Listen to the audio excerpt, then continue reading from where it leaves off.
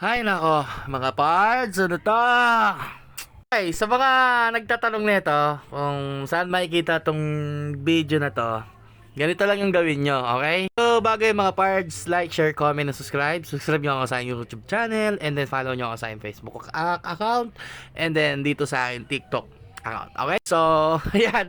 So, maraming mga, alam mo yun, mga mobo dyan na gusto magtanong. So, guys, ito, screenshot nyo yung makikita nyo mga ganitong klaseng video about sa ganitong issue na to, or any issue na nakikita nyo sa Facebook, lalo-lalo sa mga viral, kung ano-ano klaseng katarantaduhan meron doon, para makita nyo yung full potential ng video or mismong video, lalo na yung mga full video.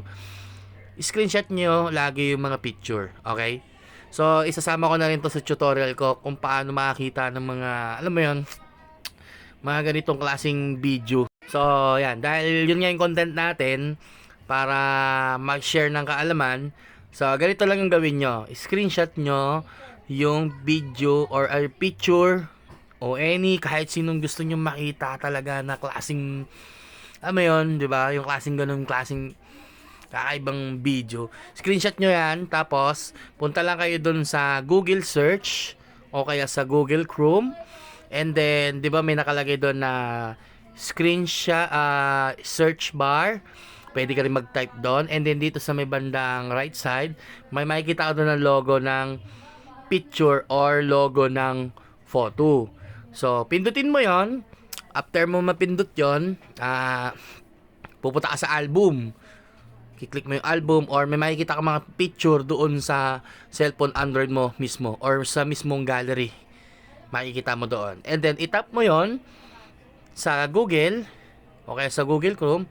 And then, pag-tap mo yon, kung ay walang lumabas after nyo i-search, paliitan nyo, i-crop nyo, or paliitin nyo, palakihin nyo, o hanggang sa lumabas na yung mismong picture or video. Yung mismong gusto nyo makita. Alam nyo. Pag ganun lang ulitin ko. Screenshot nyo yung picture na nag-viral. And then, punta kayo sa Google Chrome or Google Search. Itap nyo doon. Pindutin nyo yung Google na, Google. Pindutin nyo yung mismong logo ng picture. And then, malalabas yung album, lalabas yung mga picture or mga photo. Piliin nyo kung ano yung gusto nyo makita sa mismong video sa Google. And then, pag pindot nyo nun, lalabas na yung buong video or something na description o kung ano man yung hinahanap nyo. Ganon lang siya kadali para makita nyo. Ayan, balik tayo. So, ito, siguro kung sa akin mangyayari to mga pards, hindi siya maganda. Kahit sabihin natin ginawa ko siya, kahit sabihin natin na pinatawad ako ng asawa ko, para sa akin, hindi ako papayag na ganun. Mas maigi na lang siguro na, ayoko naman maging negative, pero mas maigi na lang siguro na hiwalayan ko na lang yung asawa ko o may paghiwalay na lang siya sa akin. Kasi alam nyo kung bakit. Kasi kung sa akin naman din gawin niya ng asawa ko, tapos haharap siya sa akin ng ganito ganyan, hindi ko talaga siya mapapatawad. Sobrang sakit nun. So, hindi naman sa negatibo ko, pero siguro marami pwedeng maisip or marami akong pwedeng isipin, gawin, parang unang iisipin ko na ganyan ginawa mo sa akin, ganyanan pala, di gagawin ko rin sa'yo.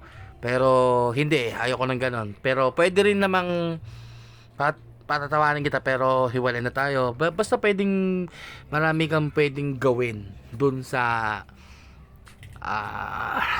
nangyari na hindi maganda sa'yo. So, para sa akin mga pards, kung sa akin to nangyari, ginawa ko to sa asawa ko. Kahit sabihin natin patawarin ako ng asawa ko, nagsorry ako ng sobra-sobra, lahat ginawa ko, tapos pinatawad ako bandang huli. Hindi ako kampante, hindi ko gusto. Para mas gugustuhin ko na lang maglaho dito sa mundong to. Kasi alam mo, kasi ganito yan. Ang hirap kasi nun mga pards, di ba, na patawarin ka lang ng ganun-ganun ng asawa mo. Kung sa akin talaga yun, hindi ko basta in short, hindi ko talaga mapapatawad yung sarili ko kasi nasa Bible kasi yan mga pards. Kumbaga, Hindi dapat tayo nagpapatukso sa mga ganyan. Kailangan labanan natin yung tukso, labanan natin yung demonyo na pumapasok sa isipan natin. Alam mo yon, pinaka number one yan sa buhay ng tao dito sa mundo. Ang labanan mo or iwasan mo lahat ng tukso para makaiwas ka sa 10 utos. Okay? Hindi naman sa sinasabi kong maging perfecto tayo, pero kasi alam mo yon, pangit kasi yon, basta katmari wag tayo yung Deadpool ng tao, may kipag in love sa ganyan-ganyan sa ibang tao, lalo kung asawat ka tapos kasal ka, yan sobrang hirap niyan mga pards. So yun ang ayaw na ayaw ko sa buong buhay ko, kung sakali man, di ba? Pero ako, aminado, di naman ako perfecto. Minsan talagang natutukso din ako, pero nilalabanan ko kasi yung tukso nandyan yan sa paligid, nandyan yan sa tabi-tabi, nandyan yan minsan pasulput-sulput na lang ng biglaan yan. Kaya kung ikaw, kung magpapadala ka, si Lord na ang bahala sa'yo. Ibig sabihin nun, sinaway mo ang 10 utos. Siguro sa 10 utos ni Lord, siguro ang masasaway ko lang doon, yung nagnakaw, ganun, nangupit, di ba? Pero yan, papap ka ng tao, yung gaganong ka ng tao, tapos ganyan, gagawa ka na ganyan. So yan, mga parts, yun lang ang reaction video ko para dito sa taong to. Shout out sa'yo, idol. Idol ko pa rin naman yan, si Nico, pero hindi ko alam kung sino, hindi ko sabihin yung pilyedo. Ayan, shout out sa tol. Anyway, iba-iba naman tayo ng pagkatao, iba-iba naman tayo ng isip, iba-iba naman tayo ng pinagdadaanan sa buhay, experience, alam mo yon. So lahat naman, di naman tayo perfecto pero yun lang sasabi lagi ni Lord, na lagi tayo may second chance. So pagsisihan natin lahat ng mga nagawa natin kasalanan sa buhay, sa mundo na ginagalawan natin, at matuto tayo. Kumbaga, church experience. Pero nandyan na yan, hindi na natin yan. Huwag natin makakalimutan bumawi at magdasal sa Panginoon. Okay? So, ayan, wala talaga yung perfectong tao kasi lahat talaga maaagawa talaga ng kasalanan. Pero ang hirap isipin ng malalim na nasa huli yung pagsisisi pagkatapos. So, andyan yung hindi ka patutulogin, nade-depress ka, nababaliw ka, di mo alam yung gagawin, alam mo yon. So, isa lang kakapitan natin, si Lord, okay?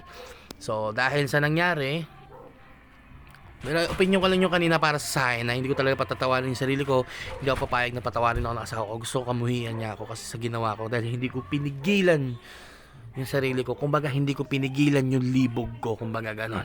So, sakit nun, men. Tayong mga lalaki, pag ginawa sa atin ng mga babayan, halos, di ba, wasak yung pagkatao natin. So, yan. Shout out sa'yo. And then, kay ate, napakagaling mong sumayaw. Very, very good yan. So, yun lang ang masakit doon. Masyado kang takam. Alam mong may asawa yung tao, pero ginawa mo pa rin, di ba? So, yan. Masakit yun. Pero, ayun. Anyway, so, like, share, comment, subscribe. And then, huwag tayo lagi makakalimot kay Papa Lord. Okay?